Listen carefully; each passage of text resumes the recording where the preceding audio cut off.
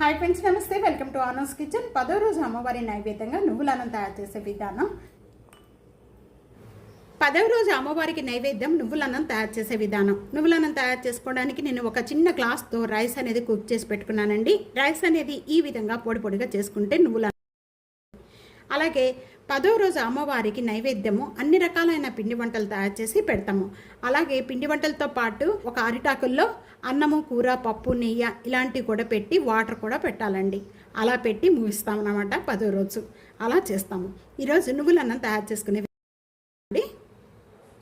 10వ రోజు నువ్వులన్నం తయారు చేసే విధానం. 1 టేబుల్ స్పూను శనగపప్పు వేస్తున్నాను. 1 టేబుల్ స్పూను మినపప్పు, 4 లేక 5 ఎండుమిర్చి.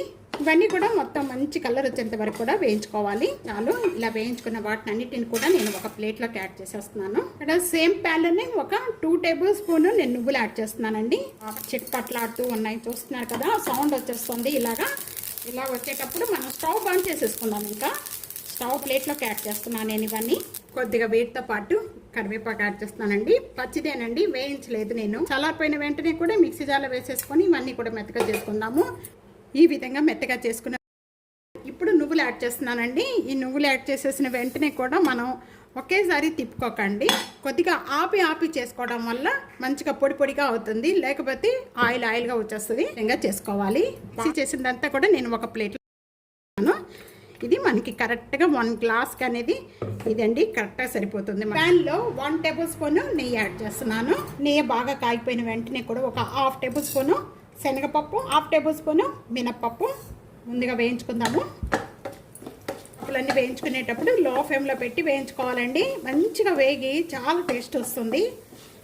ఇవి కొద్దిగా వేగిపోయిన వెంటనే కూడా 1/4 టేబుల్ స్పూన్ జీరా, అలాగే 1 టేబుల్ స్పూను జీడిపప్పు ఇవన్నీ కూడా బాగా వేయించుకోవాలండి. ఈ విధంగా వేగిపోయిన వెంటనే కూడా ఒక్క పచ్చిమిర్చి తీసుకున్నాను, సగం కట్ చేసేసి ఈ విధంగా వేస్తున్నానండి. ఇవి వేగుతూ ఉండగానే కొద్దిగా కరివేపాకు, 1 పించ్ ఇంగువ. ఎక్కువగా ఇంగువ యాడ్ చేసుకోకండి. ఇక్కడ బాగా వేగిపోయాయి.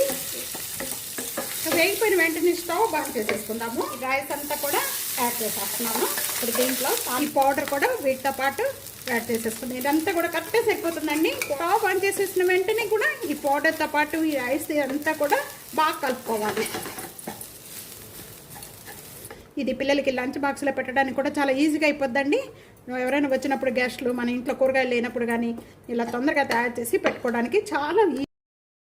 మనం ఆ పౌడర్ ఒక్కటి తయారు చేసి పెట్టుకున్నారనుకోండి, తొందరగా అయిపోతుంది. పౌడర్ కూడా చాలా రోజుల వరకు స్టోర్ చేసి పెట్టుకోవచ్చండి ఒక చిన్న బాటిల్లో. ఈ రైసే కాదండి, కూరల్లో కూడా వేసుకుంటే చాలా. ఈ నువ్వుల పౌడరు ఇంకా తయారైపోయిన వెంటనే కొద్దిగా సాల్ట్ యాడ్ చేస్తున్నానండి. చేసుకునేటప్పుడు మన పౌడర్ అనేది ఆ పౌడర్లోనే యాడ్ చేసేసుకొని కొద్దిగా సాల్ట్ అనేది తిప్పేసుకోవాలి. నేను అప్పుడు మర్చిపోయానండి, ఇప్పుడు యాడ్ చేస్తున్నానండి.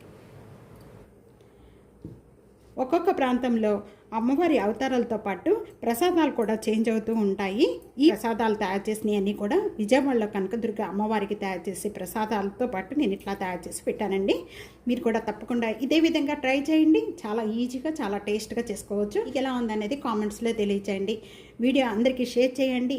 లైక్, కామెంట్, సబ్స్క్రైబ్ చేసుకోవడం అస్సలు మర్చిపోవద్దు. Thank you for watching.